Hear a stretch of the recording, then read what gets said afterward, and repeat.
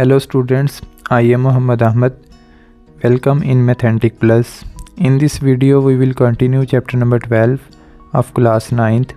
Students, इस lecture में हम थ्योरम नंबर 12.1.2 डिस्कस करेंगे। ये थ्योरम डिस्कस करने से पहले आपको कुछ इम्पॉर्टेंट टर्मिनोलॉजीज़ के बारे में अंडरस्टैंडिंग होना बहुत ज़रूरी है। तो उसके लिए आप लेक्चर नंबर 1 और 2 उसको रिकॉल कर लीजिए और उसके बाद इस वीडियो पे आइएगा, फिर आपको इस थ्योरम की बहुत अच्छे से समझ आएगी। स्टूडेंट्स, ये जो थ्योरम है इसकी स्टेटमेंट के दो पोर्शंस हैं, एक इज़ से पहले और एक इज़ के बाद। अगर आप इसमें देखें इसकी statement, any point equi distant from the end points of a line segment, ये इज़ से पहले वाला पोर्शन है। यहाँ से हमें पता चलता है कि ये डाटा गिवन है, और इज़ के बाद वाला जो पोर्शन है ये हमने प्रूव करना है।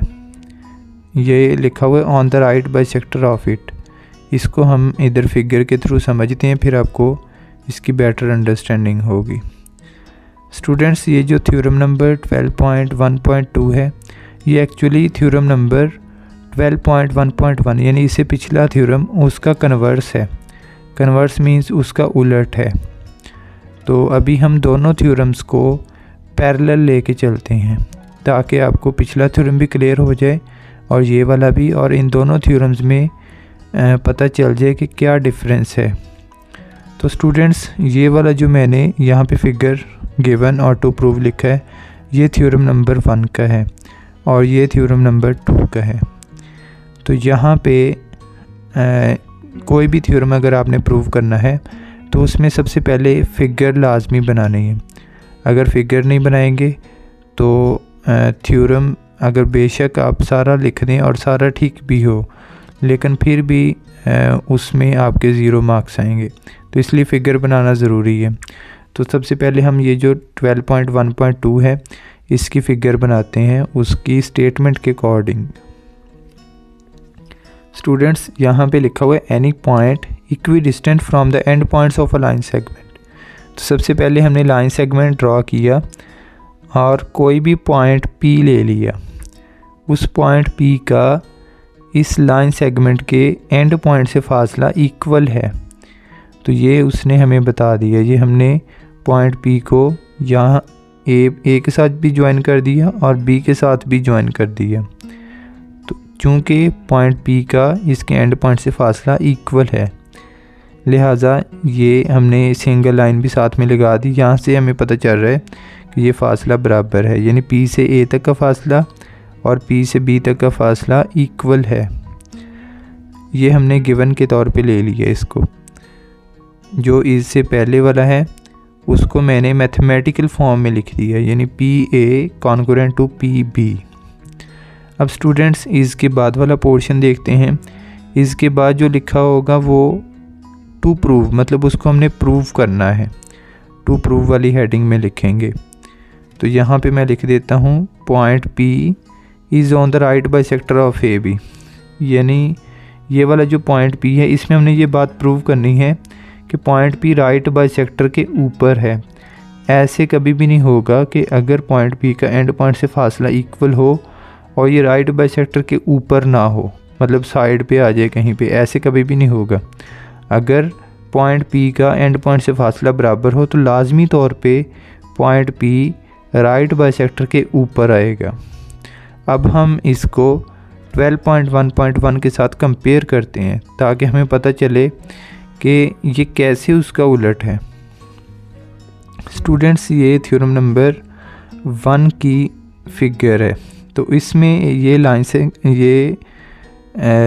लाइन सेगमेंट है और ये कोई लाइन है, और थ्योरम नंबर 1 की स्टेटमेंट हमें ये कहती है कि अगर हम लाइन बाइसेक्टर को, इसमें स्पेसिफिकली हम राइट बाइसेक्टर लेंगे। अगर हम राइट बाइसेक्टर के ऊपर कोई पॉइंट P लें तो पॉइंट P का एंड पॉइंट से फासला बराबर आएगा। ये थ्योरम नंबर 1 की स्टेटमेंट हमें बता रही है।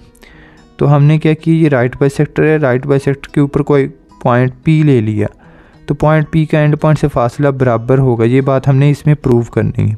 अब यहाँ पे देखें, इधर जो गिवन है इसमें हमने प्रूव करना है, और इस थ्योरम का जो गिवन है वो थ्योरम नंबर 1 में हमने वो बात प्रूव करनी है। इस तरह से ये जो दोनों थ्योरम्स हैं ये एक दूसरे के उलट हैं, मतलब एक दूसरे के कन्वर्स हैं। स्टूडेंट्स, उम्मीद है आपको दोनों थ्योरम्स के दरमियान में डिफरेंस समझ आ गया होगा। कोई भी थ्योरम अगर हमने प्रूव करना हो तो उस थ्योरम को प्रूव करने के लिए उनकी हेडिंग्स, जिसमें सबसे पहले हम फिगर ड्रा करेंगे, उसके बाद हम गिवन लिखेंगे, उसके बाद टू प्रूव और फिर कंस्ट्रक्शन। ये हर थ्योरम के लिए सेम हेडिंग्स हैं, बस थ्योरम की स्टेटमेंट के अकॉर्डिंग उसकी फ़िगर चेंज हो जाएगी और उसके अकॉर्डिंग फिर सारा कुछ चेंज हो जाएगा। तो इस तरह से हम हेडिंग्स वही लेके चलेंगे। आप एक दफ़ा इसको मेमोराइज़ कर लें कि इस तरह से हेडिंग्स आएंगी।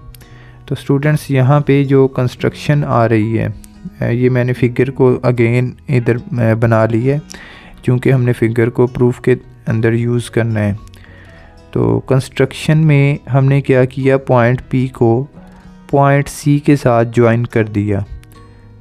पॉइंट सी क्या है, यहाँ पे ये लिखा भी हुआ है, सी क्या है, मिड पॉइंट है ए बी लाइन का। पॉइंट पी को सी के साथ ज्वाइन किए। तो अब स्टूडेंट्स, अब हम इसका प्रूफ करते हैं। इस थ्योरम का हमने प्रूव क्या करना है, हमने प्रूव ये करना है कि पॉइंट पी राइट बाइसेक्टर के ऊपर है, और हमें गिवन ये है कि पॉइंट पी का एंड पॉइंट से फासला इक्वल है। ये जो लाइनें हमने लगाई हैं सिंगल लाइन, ये रिप्रेजेंट कर रही है कि इक्वल फासला है दोनों का। ये हमें इसमें बता दिया गया है इस थ्योरम की स्टेटमेंट के अंदर। स्टूडेंट्स, अब हम इसका प्रूफ करते हैं। इसके प्रूफ में आप फिगर के अंदर देख सकते हैं हमारे पास दो ट्रायंगल्स बन रही हैं। एक ट्रायंगल है ACP और दूसरी ट्रायंगल है BCP। हमने ये बात प्रूव करनी है कि ये वाली जो लाइन है ये कोई आम लाइन नहीं है बल्कि राइट बाइसेक्टर है। स्टूडेंट्स, अगर कोई भी लाइन, कोई आम लाइन राइट बाइसेक्टर कब होगी, अगर उस लाइन में दो खसूसियात पाई जाएं। नंबर 1, वो वाली लाइन दूसरी लाइन के साथ 90 डिग्री का एंगल बनाए।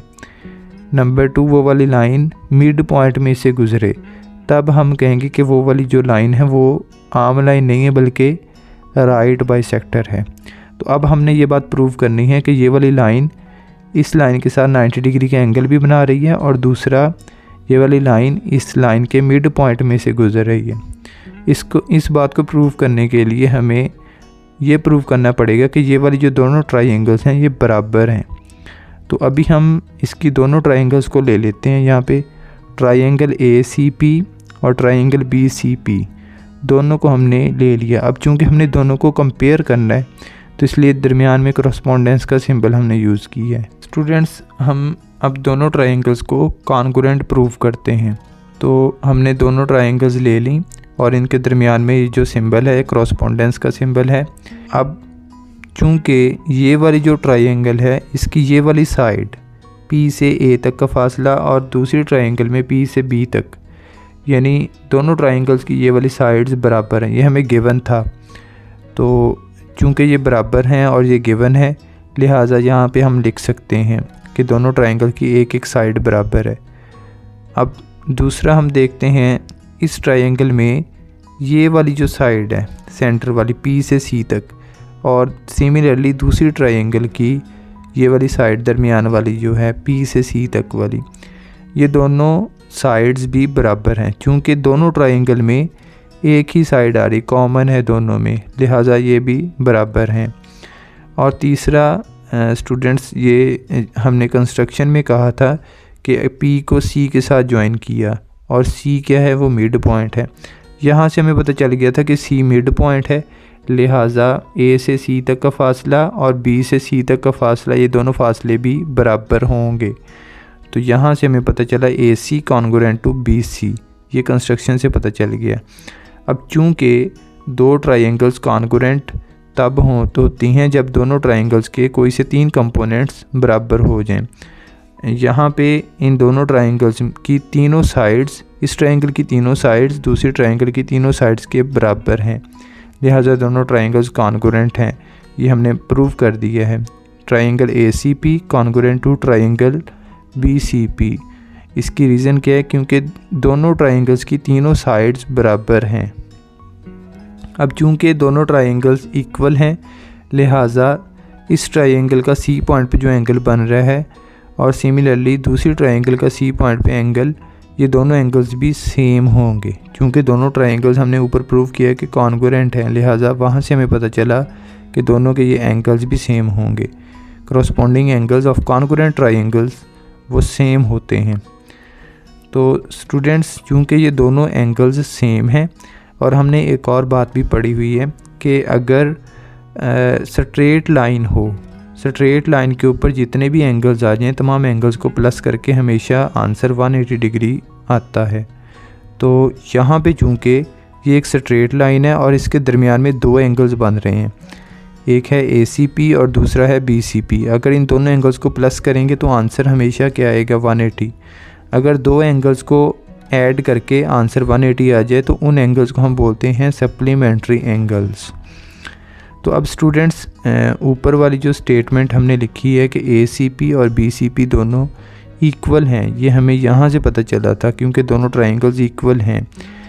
तो अब इस स्टेटमेंट को हम यूज़ करते हुए, चूँकि BCP और ACP इक्वल हैं, लिहाजा हमने BCP की जगह पे ACP लिख दिया यहाँ पे। और चूँकि ये सेम हो गए, अब अगर इन दोनों को ऐड किया जाए तो 2 आ जाएगा। 2 measurement angle ACP equal to 180 degree. अब 2 इधर मल्टीप्लाई हो रहा है, दूसरी तरफ जाके डिवाइड हो जाएगा। जब इसकी कटिंग करेंगे तो ये 90 डिग्री के इक्वल आ जाएगा। अब यहाँ से हमें पता चल गया कि measurement angle ACP C point पे जो एंगल बन रहा है वो 90 डिग्री का है। चूँकि हमने यहाँ पे प्रूव किया है ऊपर कि दोनों ट्राइंगल्स कॉन्ग्रुएंट हैं, लिहाजा ये वाला एंगल अगर 90 का है तो दूसरा एंगल भी 90 डिग्री का होगा। स्टूडेंट्स, यहाँ पे हमने ये प्रूव कर दिया है कि ये वाली जो लाइन है ये इसके साथ 90 डिग्री का एंगल बना रही है। अब दूसरी बात हमने ये प्रूव करनी थी कि ये वाली लाइन इसके मिड पॉइंट में से गुजर रही। ये हमने कंस्ट्रक्शन के अंदर कहा था कि अगर P को C के साथ ज्वाइन करें, C एक मिड पॉइंट है AB का। तो वहाँ से हमें पता चल गया था कि AC कॉन्ग्रुएंट टू BC। ये हमने यहाँ पे भी लिखा था, इधर अगेन लिख दिया उसी को। तो अगर इन दोनों को हम मिला दें, दोनों को मिला के पढ़ेंगे तो हमें पता चलेगा कि ये वाली जो लाइन है PC, ये कोई आम लाइन नहीं है, ये एक राइट बाइसेक्टर है AB का। तो ये हमने लिख दिया PC is a right bisector of AB। इन दोनों को जब हमने मिला के पढ़ा तो वहाँ से हमें पता चला कि ये राइट बाइसेक्टर है। स्टूडेंट्स, अब यहाँ पे चूँकि ये राइट बाइसेक्टर है, लिहाजा पॉइंट P लाजमी तौर पे राइट बाइसेक्टर के ऊपर होगा। चूँकि पॉइंट P का एंड पॉइंट से फासला इक्वल होता है, लिहाजा पॉइंट P राइट बाइसेक्टर के ऊपर होगा। थ्योरम नंबर 1 और थ्योरम नंबर 2 दोनों में क्या डिफरेंस है? थ्योरम नंबर 1 में ये था कि पॉइंट P राइट बाइसेक्टर के ऊपर अगर हो तो हमने ये बात प्रूव करनी थी कि उसका एंड पॉइंट से फासला इक्वल है। और थ्योरम नंबर 2 में ये गिवन था कि अगर पॉइंट P का एंड पॉइंट से फासला इक्वल हो तो हमने ये बात प्रूव करनी थी कि पॉइंट P राइट बाइसेक्टर के ऊपर होगा। ये बात हमने थ्योरम नंबर 2 में प्रूव की है। अब आपको दोनों थ्योरम्स की अच्छे तरीके से समझ आ चुकी होगी। Thanks for watching this video. अल्लाह हाफिज़।